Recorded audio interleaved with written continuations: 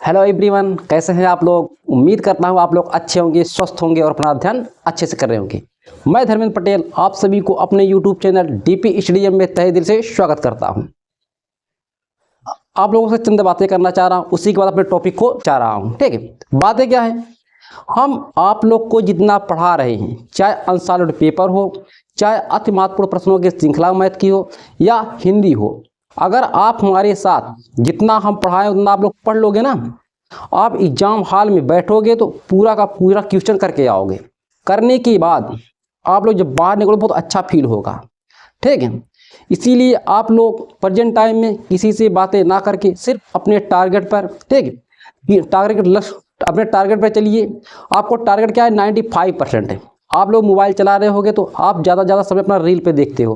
Reel video present time में देखना बंद कर दीजिए, क्योंकि कहते हैं ना परिंदों को मंजिल मिलेगी यकीनन, ये फैले हुए उनके पर बोलते हैं।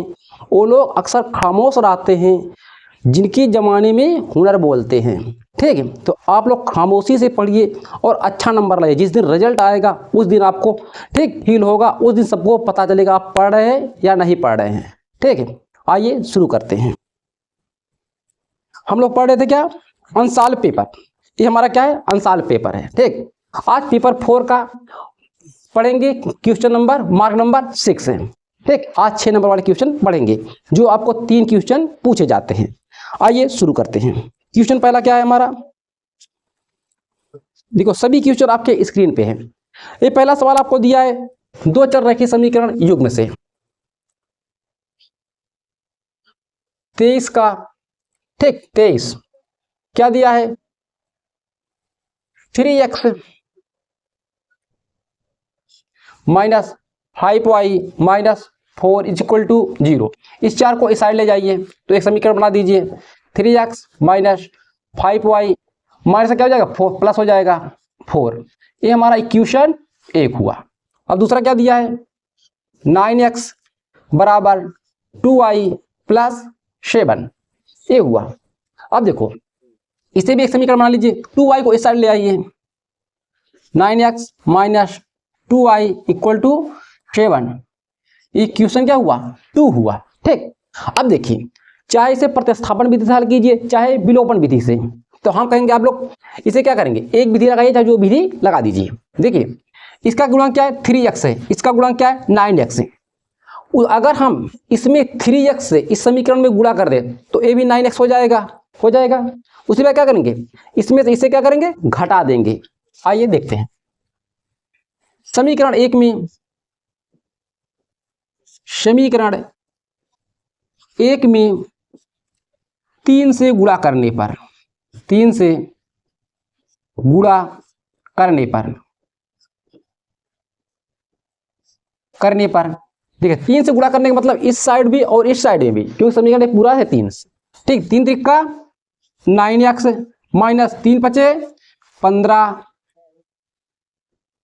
3 चौके 12, ये आपका हुआ समीकरण 3। ठीक, क्या हुआ, समीकरण 3। अब देखिए समीकरण 3 में से समीकरण 2 को घटा देने पर, समीकरण 3 में से 2, समीकरण 2 घटाने पर, ऐसे लिखो समीकरण 2 घटाने पर। ठीक, समीकरण 3 पहले लिख लीजिए, क्या है हमारा, 9x माइनस 15y इक्वल 12। समीकरण 2 क्या है, 9x माइनस 2y इक्वल 7। घटाने पे क्या होता है, चिन्ह बदल जाते हैं। ये प्लस क्या हो जाएगा माइनस, ये माइनस क्या हो जाएगा प्लस, ये क्या हो जाएगा माइनस। इसे देखो ये क्या हो जाएगा, कट जाएगा क्योंकि प्लस माइनस है। ये माइनस 15 और ये क्या है प्लस 2, चिन्ह किसका ज़्यादा है, माइनस 15 का। माइनस 15 में से 2 निकालो कितना आएगा, 13y। ठीक, बराबर 12 में से 7 निकालो, 7 5 12, y को रोक लीजिए, 5 माइनस 13, इसमें क्या करोगे, डिवाइड कर दो। ये आपका y की वैल्यू आया। अब इधर देखिए, इस y का मान उठाकर समीकरण किस में रख दो, इसमें रख दो, समीकरण 2 में रखने पर y का मान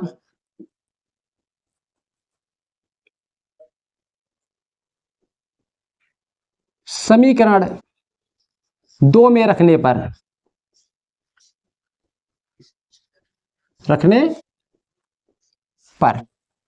ठीक है, 2 हमारे क्या है 9x माइनस 2 इंटू ये कितना है 5/13, 5/-13 बराबर 7, ये होगा। इसे हल कीजिए, देखो a माइनस ये दोनों क्या हो जाएंगे प्लस है, 9x 2 पंचे 10, ये हो जाएगा a माइनस प्लस हो जाएगा 10/13 बराबर 7, 9x 7 माइनस इसको इस साइड ले जाइए, प्लस तो माइनस हो जाएगा, माइनस 10/13, 13 सते 91 होता है क्या, -10 ठीक बटे 13, 9x से घटा दीजिए 81/13, इन 9 से देखो 9 से क्या करोगे 81 कट जाएगा 9 बार 9 टाइम में, तो हो जाएगा x बराबर 9 9 81 9/13 ठीक। ये आपका x की वैल्यू आया। आंसर कैसे लिखोगे, अतः x बराबर 9/13 और y का मान क्या आया, y बराबर -5/13।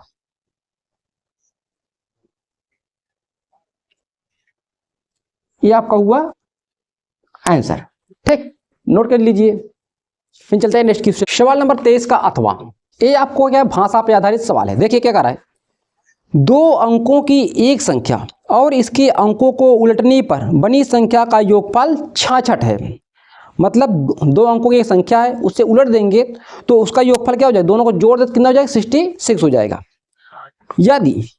यदि संख्या के अंकों का अंतर 2 हो तो संख्याएं ज्ञात कीजिए। मतलब देखिए जब आपको ऐसी चीज दे, माना इकाई का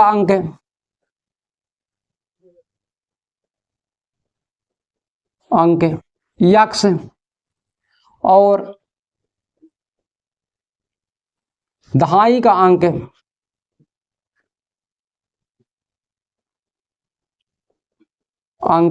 y है। 2 अंक आपको मानना है, तो हमारी संख्या क्या होगी,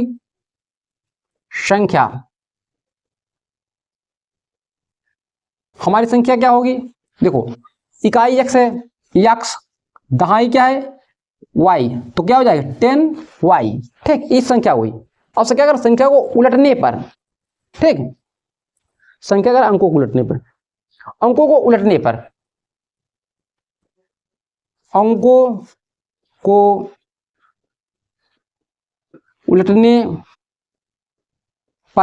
संख्या जब उलट देंगे तो क्या हो जाएगा, ये x यहां पे आ जाएगा, y यहां पे आ जाएगा, ये हो जाएगा हमारा 10x प्लस y। अब देखिए प्रथम शर्त है,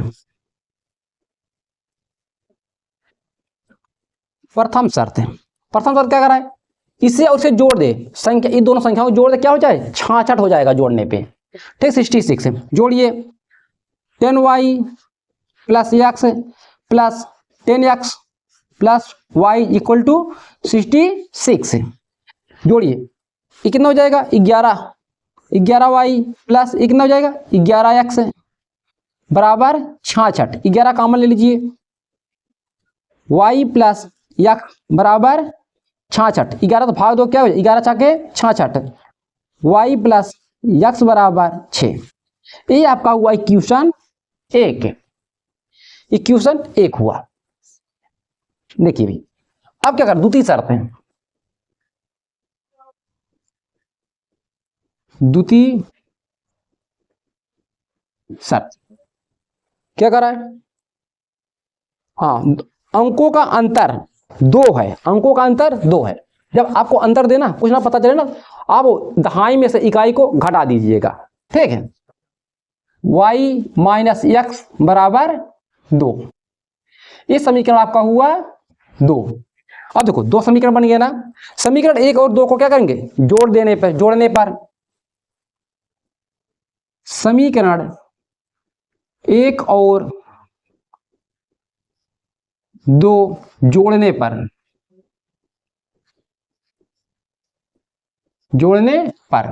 समीकरण 1 क्या है, y प्लस एक्स बराबर 6, 2 क्या है, y माइनस एक्स बराबर 2। जोड़ने पे क्या हो जाए, x x हमारा क्या हो जाएगा, कैंसिल हो जाएगा। ये होएगा 2y बराबर कितना 8, y बराबर 4, y बराबर 4 आया। इस y का मान उठाकर समीकरण किसमें रख दो, इसमें रख दो। y बराबर 4 समीकरण 2 में रखने पर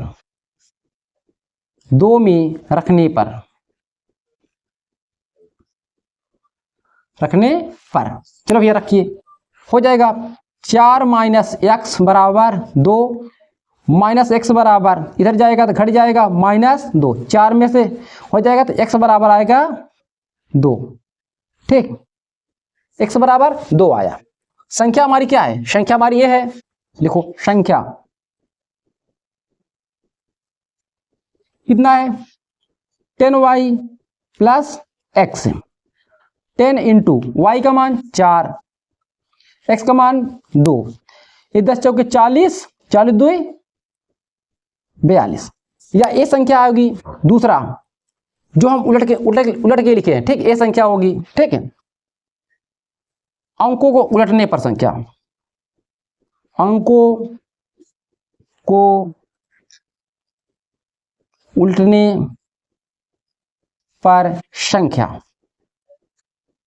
क्या थी हमारी 10x plus Y, 10 into x का मान कितना है 2, y का मान 4, 20 प्लस 4 कितना हो जाएगा 24।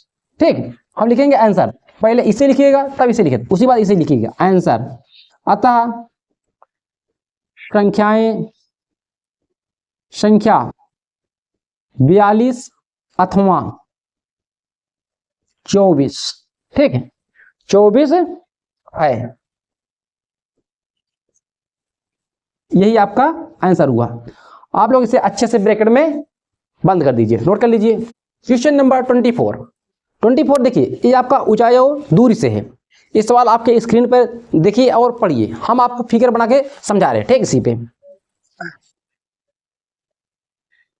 आप लोग सबसे पढ़ते रहिए, हम फिगर बना के आपको समझा रहे हैं।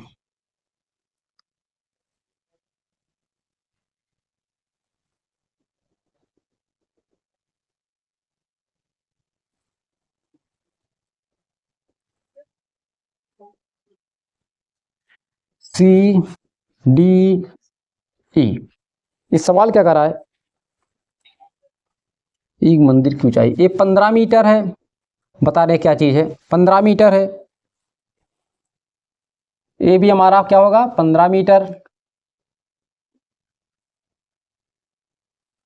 ये हमारा h मीटर है, ये हमारा 30 डिग्री कोण बना रहा है। और क्या है ऑन,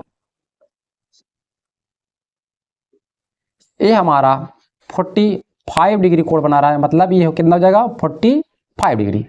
देखिए इस सवाल क्या कर रहा है, सिद्ध कीजिए कि भवन की ऊंचाई, 1 सेकंड और सिद्ध करना है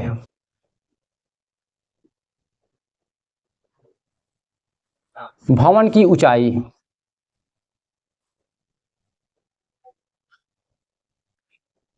ठीक है, भवन की ऊंचाई कितना है 5 3 प्लस √3, ठीक 5 √3 प्लस 3, ये आपको सिद्ध करना है। आइए हल करते हैं। ये सवाल कर रहा है 15 मीटर ऊंची एक मंदिर है, ये क्या है एक मंदिर है, 15 मीटर ऊंची एक मंदिर है, मंदिर के शिखर से, यहाँ पे क्या है, एक सड़क है, क्या है, सड़क है, मंदिर के उस पार एक भवन है, मंदिर के शीर्ष से भवन के शीर्ष को देखने पर उन्नयन कोण 30 डिग्री का बनाता है। ठीक, उन्नयन कोण 30 डिग्री का। मंदिर के शीर्ष से भवन के पाद बिंदु को, मतलब बेस पॉइंट को, आधार को देखने पे अवनमन कोण क्या है, 45 डिग्री बनाता है। ठीक है, अवनमन कोण, उन्नयन कोण नीचे से जब ऊपर देखेंगे, जैसे यहां से हम उस कोने को देख रहे हैं, ठीक, वो हमारा क्या होगा, उन्नयन कोण। अगर हम नीचे से ऊपर कहीं ऊंची पे खड़े हैं, ऊंचाई पे हम नीचे देख रहे हैं, ठीक, जब नीचे ऐसे देखेंगे ये क्या बनेगा, हमारा अवनमन कोण बनेगा। वही बातें कह रहा है, शीर्ष से उन्नयन कोण 30 डिग्री है और अवनमन कोण 45 डिग्री।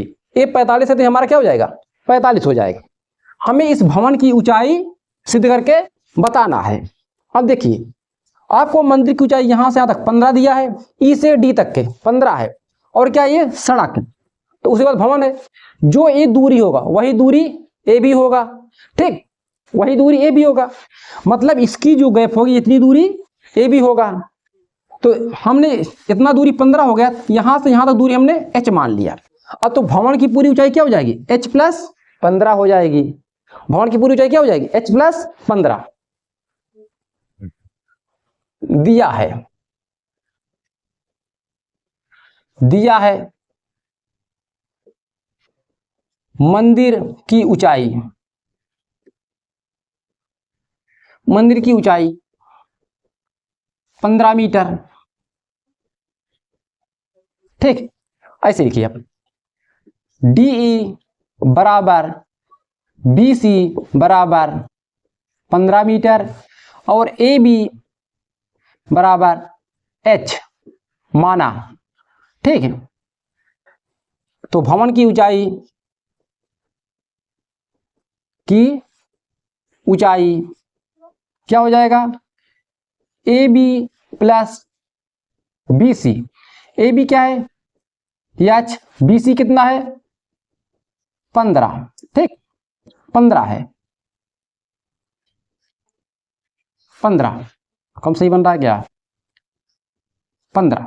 अब देखिए, हम त्रिभुज लेंगे ई डी सी में, ठीक, ई डी सी में, इसे हम मान ले रहे हैं क्या है, हमारा एक्स है, सी डी की दूरी कितना है, एक्स है। जब सी डी की दूरी जो होगा वही ई बी की दूरी होगा,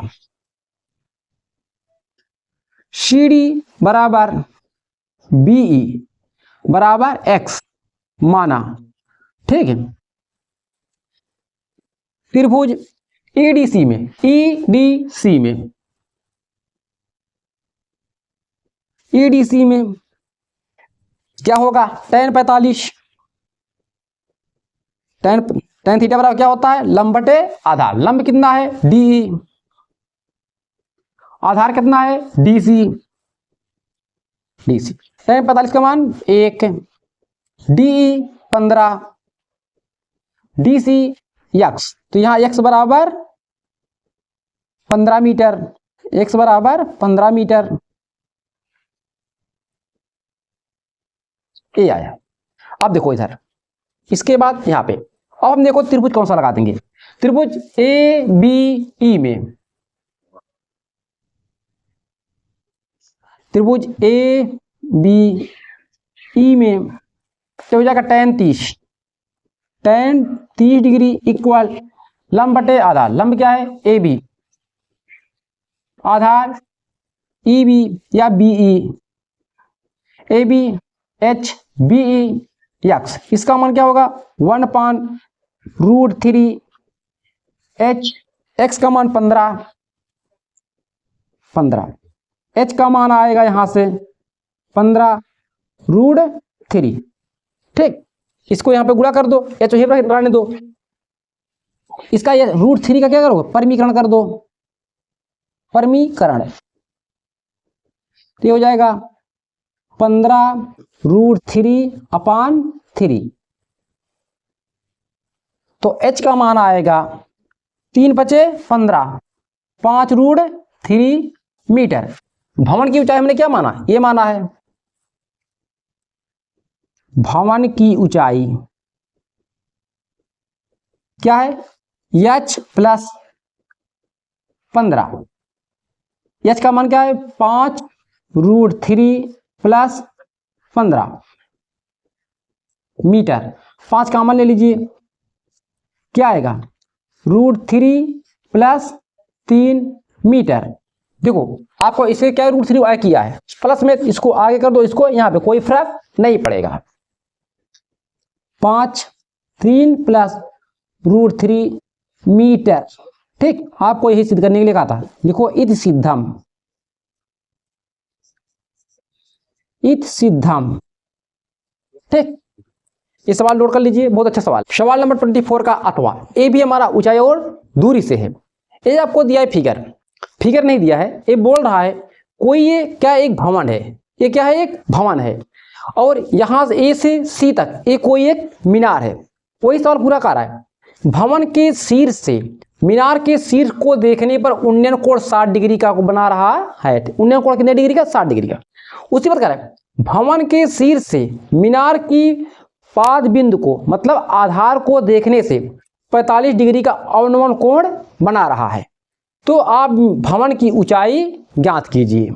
और दिया है आपको मीनार की ऊंचाई यहां से यहां तक 40 मीटर दिया है। ठीक है, देखिए हमें दिया क्या है,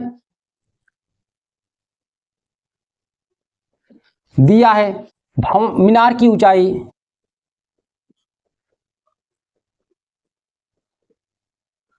मीनार की ऊंचाई 40 मीटर। ठीक है, क्या है? 40 मीटर। माना भवन की ऊंचाई, भवन की ऊंचाई h मीटर। आप देखिए भवन क्या है हमारा? DE,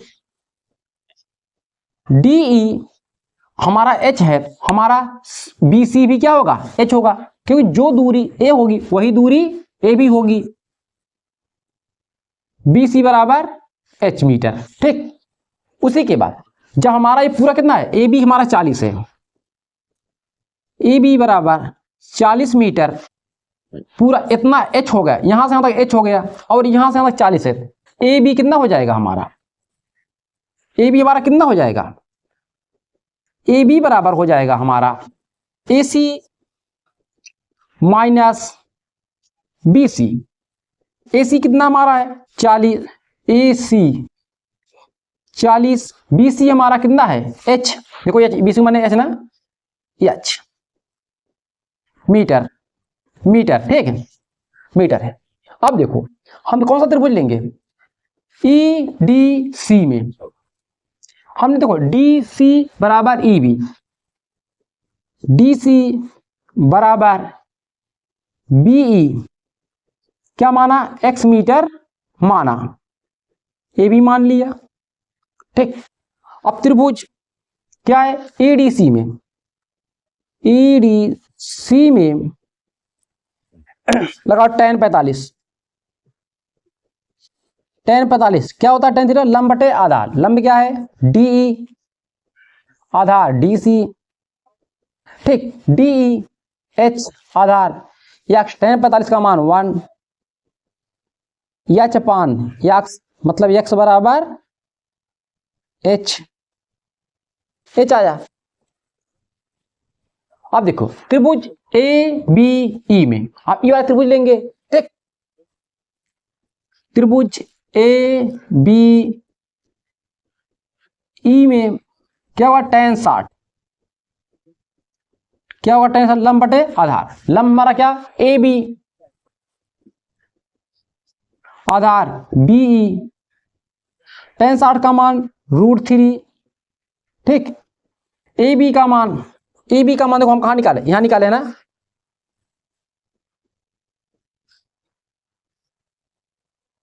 BE का मान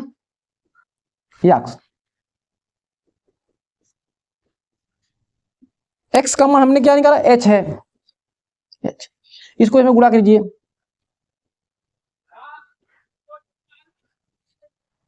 इसको इस साइड ले आइए,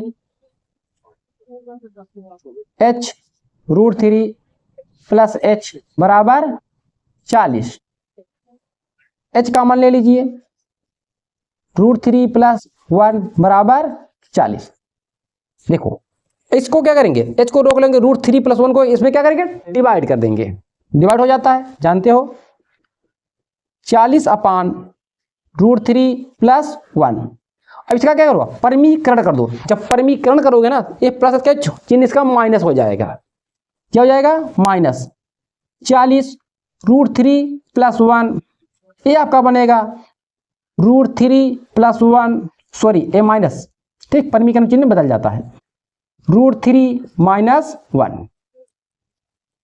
अब देखो 40√3 - 1 अपान ये क्या बनेगा हमारा, a² - b², मतलब इसको मतलब 3 का स्क्वायर, मतलब 3 - 1 2 हो जाएगा, ये 2 हो जाएगा, 40√3 - 1 अपान 2। h क्या माने हम, भवन की ऊंचाई, भवन की ऊंचाई कितना हो जाएगा, 20√3 - 1 मीटर, ठीक, यूनिट लिखना मत भूलिएगा, इति सिद्धाम, ठीक, नोट कर लीजिए। देखो यही चीज आ रहा था ना, यही बोल रहा था, यही हमारा आंसर आया, नोट कर लीजिए। एक ठोस एक शंकु के आकार का है जो एक समान आधार त्रिज्या के अर्धगोले पर अध्यारोपित है। यदि अर्धगोले का वक्र पृष्ठ तथा शंकु का वक्र पृष्ठ समान हो तो शंकु की त्रिज्या और उसकी ऊंचाई का अनुपात ज्ञात कीजिए।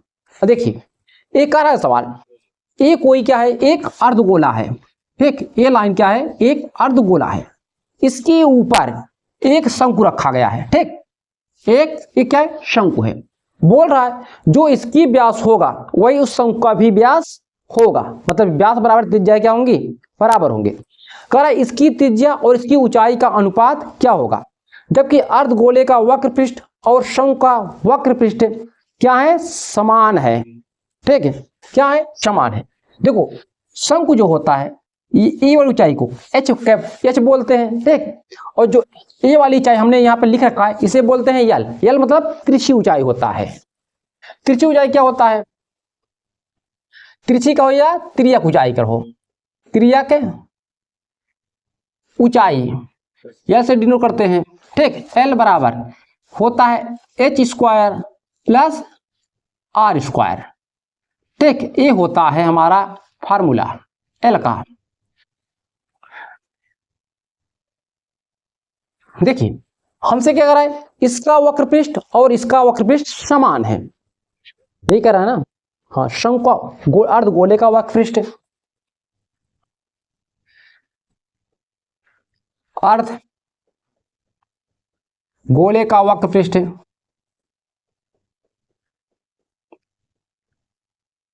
इक्वल टू शंकु का वक्र पृष्ठ,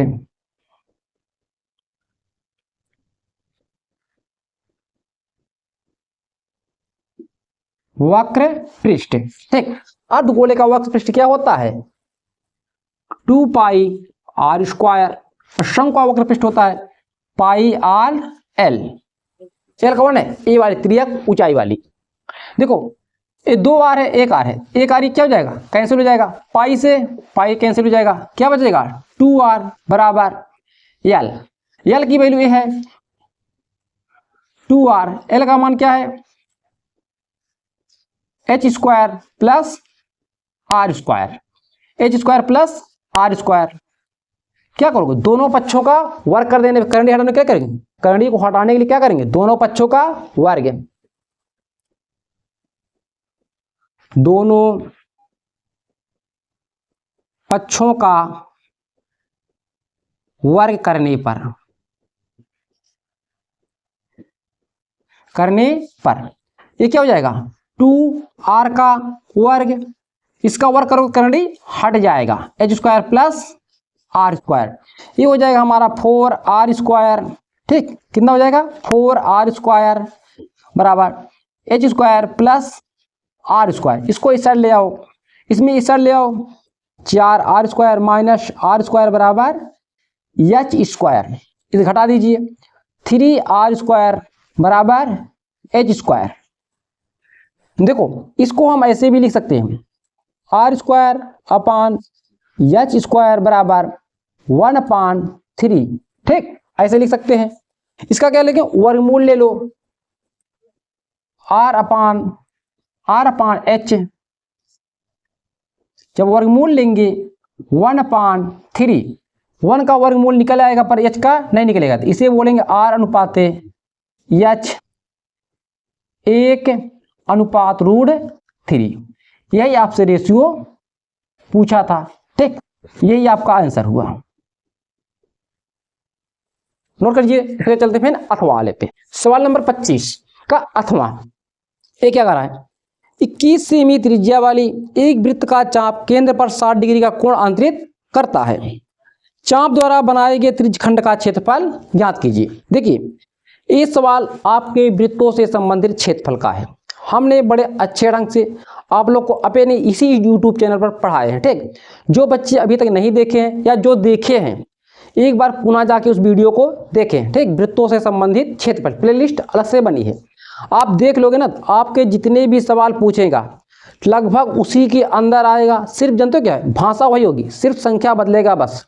अगर आपने ये सीख लिया, मैं जब अति महत्वपूर्ण प्रश्नों की श्रृंखला में पढ़ाऊंगा उसे आप देखेंगे ना, आपको तुरंत कैच कर लेंगे, तो आपको लगभग 4 से 6 नंबर क्लियर हो जाएंगे। ठीक है, आइए देखते हैं। ये सवाल हमें क्या दिया है, 21 सेमी त्रिज्या वाले एक वृत्त का चाप केंद्र पर 60 डिग्री का कोण अंतरित करता है। चाप द्वारा बनाए गए त्रिज्यखंड का क्षेत्रफल ज्ञात कीजिए। मतलब कोई एक सर्किल है, ठीक है, ये इसका केंद्र है, ये इसकी त्रिज्या है। त्रिज्या कितनी है, 21 सेंटीमीटर। 21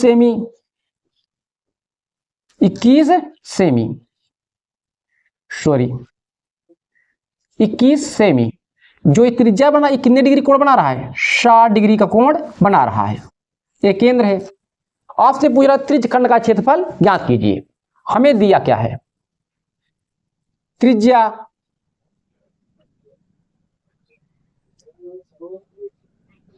r बराबर 21 सेमी और थीटा की वैल्यू दिया है 60 डिग्री। कितना दिया है, 60। हम जानते हैं त्रिज्यखंड का क्षेत्रफल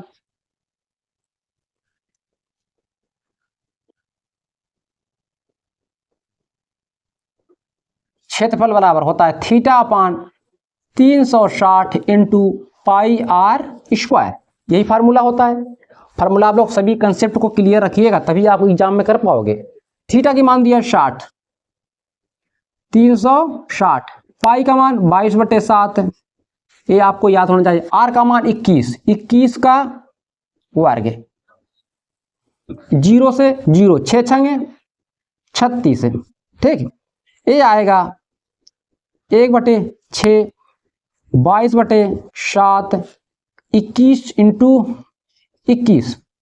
इसे काटिए, 3 से 3 दूना 6, 3 सते 21, 7 से 7 कैंसिल, 2 से काटिए 11, 11 इंटू 21, 11 एक कम 11, शेषफल 1, 11 दूना 22, 1 23